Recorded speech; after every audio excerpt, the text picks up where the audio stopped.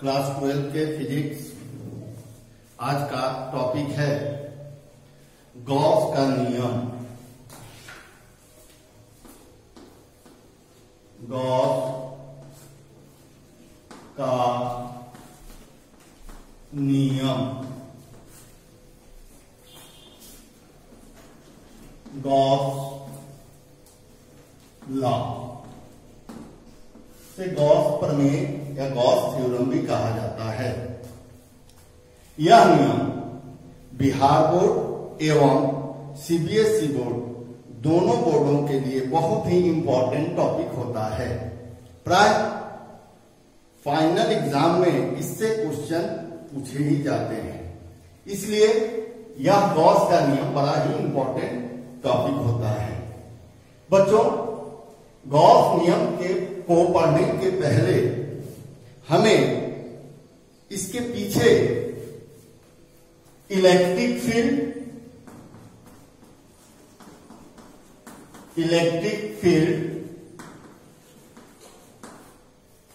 Electric flux को एक बार फिर से पुनः जानने की जरूरत होती है।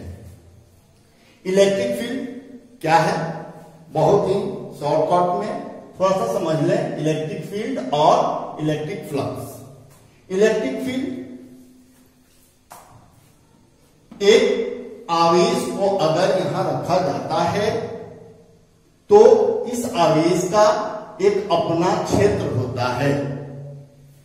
जहां अगर हम कोई धन परीक्षण आवेश यानी टेस्ट चार्ज को रखा जाता है तो वह एक बल का अनुभव करता है। वह बल कौन सा होता है? तो प्रतिकर्षण बल। यह इसको रिपेल करता है, यहां एक फोर्स लगाता है। इस प्रकार अगर हम इस टेस्ट चार्ज को यहां भी रखते हैं तो ये इधर एक प्रतिकर्षण बल आरोपित करता है। यहां भी अगर इस टेस्ट चार्ज को रखते हैं तो यह चार्ज इस पे एक बल आरोपित करता है।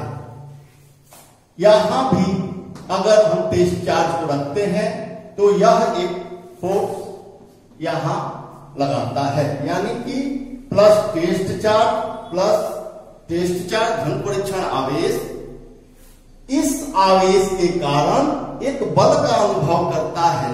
अतः इस प्रकार हम देखते हैं कि यह आवेश इस धन परीक्षण आवेश पर एक बल आरोपित करता है।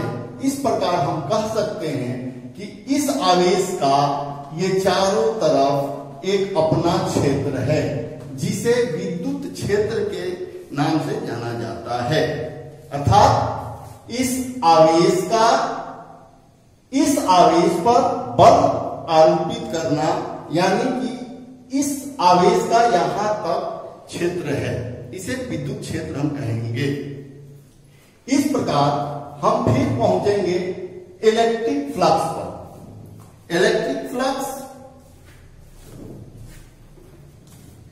किसी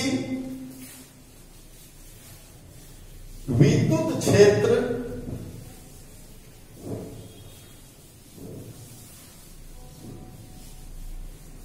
में विद्युत क्षेत्र क्या परिमाण यानी कि इंटेंसिटी को बताता है। विद्युत क्षेत्र हमने पढ़ा हुआ है कि विद्युत फ्लक्स फाई ई बराबर ई यानी कि विद्युत क्षेत्र की तीव्रता डॉट ए यानी कि पृष्ठ का क्षेत्रफल। यानी कि किसी विद्युत क्षेत्र में कोई पृष्ठ रखा जाता है तो उस पृष्ठ से कितना विद्युत क्षेत्र इस पृष्ठ से होकर निकलता है, वह इस बात पर डिपेंड करता है कि उस पृष्ठ का क्षेत्रफल तथा उस विद्युत क्षेत्र की तीव्रता का गुणनफल होता है, जिसे हम विद्युत फ्लक्स कहते हैं।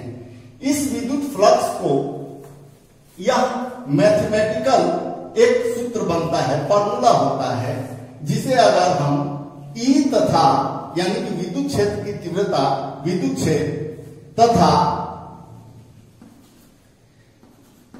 पृष्ठ के क्षेत्रफल के बीच कोण थीटा हो तो फाई अर्थात विद्युत फ्लक्स का यह मान E dot A cos theta होता है। यहां विद्युत क्षेत्र का मान थीटा के मान पर निर्भर करता है। इस प्रकार हमने एक और फार्मूला देखा विद्युत फ्लक्स का, E dot A cos theta. अब आए हम गॉस के नियम पर। इस नियम को ही गॉस ने अपने अनुसार बताया। उनके अनुसार अर्थात गॉस के नियमानुसार किसी बंद पृष्ठ से गुजरने वाला कुल विद्युत फ्लक्स उस पृष्ठ से संबद्ध कुल आवेश अर्थात नेट आवेश का 1/एप्सिलॉन नॉट गुना होता है। अर्थात यदि हम इसे गणितीय रूप में लिखें तो फाई E विद्युत फ्लक्स का सूचक है, फाई E बराबर Q बाई एप्सिलॉन, जहां यह Q उस बंद पृष्ठ से संबद्ध अर्थात उस बंद पृष्ठ में स्थित, यूं कहें कि उस बंद पृष्ठ के भीतर आवेश Q है, इससे गुजरने वाला विद्युत फ्लक्स फाई बराबर Q बटे एप्सिलॉन नॉट गुना होता है। इसे हम इस प्रकार भी समझ सकते हैं, यहां पर विद्युत फ्लक्स किसी खुले जगह पर स्थित था, E चार्ज Q यहां स्थित है। अगर हम यहां इसके सामने अगर एक पृष्ठ रख देते हैं तो यहां से गुजरने वाले विद्युत क्षेत्र रेखाएं, जिन्हें हम विद्युत बल रेखाएं भी कहते हैं, जो विद्युत क्षेत्र की तीव्रता को बताती हैं, E से हम इसे सूचित करते हैं, और A जहां इस पृष्ठ का क्षेत्रफल है, यानी कि पृष्ठ के क्षेत्रफल तथा E के बीच संबंध फाई E बराबर E A तथा E के बीच यदि कोण थीटा हो तो हमारा फॉर्मूला क्या बनता है, फाई E बराबर EA cos थीटा। विद्युत फ्लक्स एक अदिश राशि होता है, स्केलर क्वांटिटी होता है। इस प्रकार हम देखते हैं कि गॉस नियमानुसार फाई E बराबर Q बटे एप्सिलॉन नॉट। यदि कोई बंद पृष्ठ है, मानिए कल्पना कीजिए कि यह एक पृष्ठ है जो बंद है, इधर से भी बंद, इधर से भी बंद, इधर से, इधर से, इधर से, इधर से। इसके अंदर अगर कोई आवेश हम रखते हैं तो इस आवेश से निकलने वाला यानी कि लिंक्ड फ्लक्स, यहां से निकलने वाला कुल विद्युत फ्लक्स का मान फाई बराबर Q बटे एप्सिलॉन नॉट गुना होता है। आइए इसे प्रमाण करें। प्रमाण प्रूफ।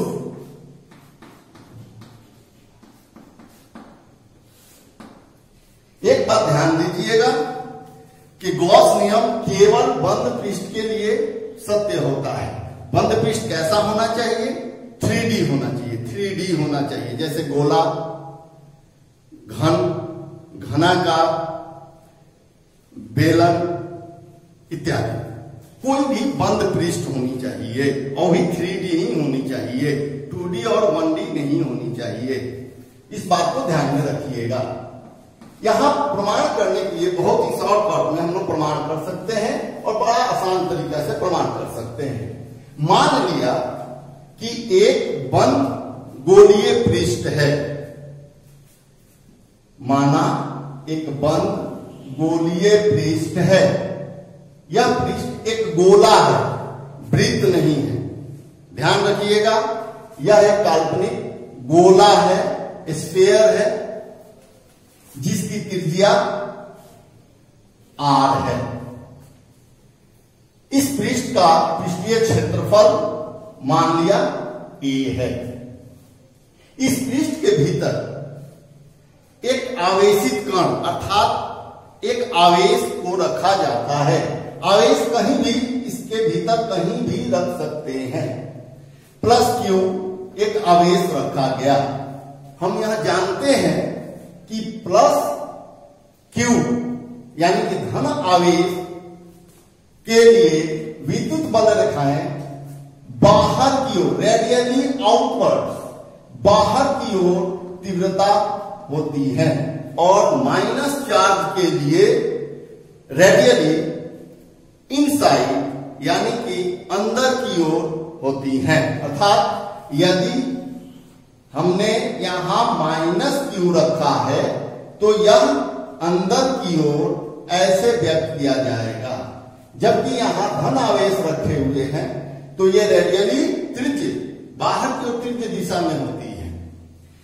माना यह एक गोला है जिसकी त्रिज्या r है, जिसकी पृष्ठ क्षेत्रफल a है। अब हम एक कल्पना करेंगे कि यहां इस पृष्ठ से एक अल्प क्षेत्रफल डेल्टा a dA क्षेत्रफल पर विचार करेंगे। डेल्टा a को यहां कल्पना किया तो इसकी विद्युत क्षेत्र की दिशा किधर है? E, radially outward. इसके बीच E तथा डेल्टा A के बीच कोण थीटा बराबर 0 डिग्री होगा। तब डेल्टा A पृष्ठ, डेल्टा A अल्प क्षेत्रफल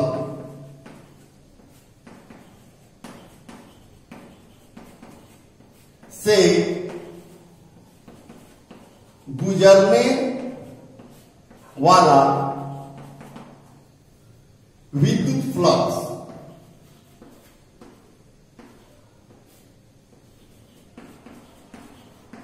electric flux delta phi, E लगाने का मतलब होता है विद्युत फ्लक्स, इलेक्ट्रिक फ्लक्स, फाई बराबर E into delta A cos theta. चूंकि थीटा का मान 0 डिग्री, इसलिए कॉस 0 डिग्री का मान 1 होता है। इसलिए डेल्टा फाई बराबर ई डेल्टा ए प्राप्त हुआ। यह मान इस अल्प क्षेत्रफल से गुजरने वाले विद्युत फ्लक्स का मान बताता है। इस प्रकार संपूर्ण पृष्ठ से गुजरने वाला कुल विद्युत फ्लक्स, इसलिए संपूर्ण पृष्ठ से गुजरने वाला कुल विद्युत flux, total electric flux through the surface, phi E equal to integration, हमने यह गणितीय विधि द्वारा delta A delta A delta A delta A delta A सभी जगह डेल्टा ए अल्प क्षेत्रफल से गुजरने वाले क्षेत्रफल को एक साथ जोड़ने की प्रक्रिया मैथ के फॉर्मूला इंटीग्रेशन से कैलकुलस मेथड द्वारा हम ज्ञात करेंगे। E इंटू डेल्टा ए, अर्थात इसे क्यों लिख सकते हैं पहले डेल्टा फाई बराबर इंटीग्रेशन अब यहां एक बात को ध्यान में रखिएगा, यहां पे एक क्लोज नोटेशन लगा दीजिए जिसे हम कहेंगे क्लोज इंटीग्रेशन, क्योंकि यह क्लोज सरफेस के लिए लागू होता है। इसका कोई गणितीय वैल्यू नहीं है, मैथमेटिकल वैल्यू कोई नहीं है।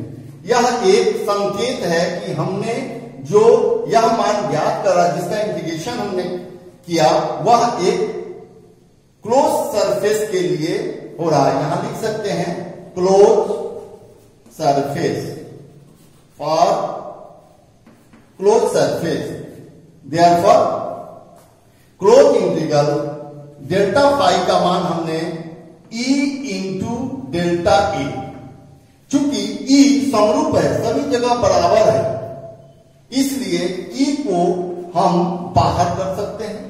क्लोज इंटीग्रल डेल्टा ए का इंटीग्रेशन करने पर यह प्राप्त होगा E इंटू ए। चूंकि हम यह जानते हैं कि E विद्युत क्षेत्र का मान बराबर 1/4 pi epsilon not into Q by R square होता है, तथा गोला का क्षेत्रफल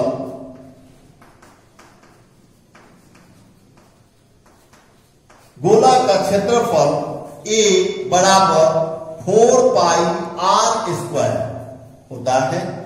इसलिए फाई E बराबर E इंटू ए, E का मान रखने पर 1/4 पाई एप्सिलॉन नॉट Q बटा R स्क्वायर इंटू ए का मान गोले का क्षेत्रफल 4 पाई R स्क्वायर, यहां 4 पाई R स्क्वायर हमने रखा, 4 पाई से 4 पाई कैंसिल, R स्क्वायर से R स्क्वायर कैंसिल। इस प्रकार फाई E का मान Q बटे एप्सिलॉन नॉट, जो गॉस नियम को प्रमाणित करता है। इस प्रकार गॉस नियम फाई E बराबर Q बटे एप्सिलॉन नॉट आसानी से हम प्रमाणित कर सकते हैं। ध्यान रहे, गॉस नियम केवल किसी बंद पृष्ठ के लिए ही सत्य है। गॉस नियम से गुजरने वाला विद्युत फ्लक्स पृष्ठ के बीमा पर अर्थात पृष्ठ के आकार पर निर्भर नहीं करता है। ध्यान रहे, बार बार मैं कह रहा हूं कि गॉस नियम केवल और केवल बंद पृष्ठ के लिए ही मान्य होता है, सत्य है, तथा इस पृष्ठ से गुजरने वाला विद्युत फ्लक्स पृष्ठ के बीमा पर निर्भर नहीं करता है, अर्थात पृष्ठ के आकार पर निर्भर नहीं करता है। जैसे अगर यह त्रिज्या 1 सेंटीमीटर अगर मान लिया जाए, Q जो है वही है, Q का मान हमने 1 कूलाम रखा है, यानी कि आवेश का मान, चार्ज का मान 1 कूलाम है, लेकिन इस गोला का त्रिज्या 1 सेंटीमीटर माना जाए, तो जो हमारा फ्लक्स आएगा, यदि हम इस त्रिज्या का मान 2 गुना कर दें, 4 गुना कर दें, लेकिन आवेश का मान यदि नहीं बदला जाए, तो फ्लक्स पहले जितना आया था वही होगा, उसमें कोई परिवर्तन नहीं होगा। त्रिज्या का मान कम भी कर दिया जाए तो भी मान फ्लक्स का वही आएगा जो 1 सेंटीमीटर पर आया था। ध्यान दें। धन्यवाद।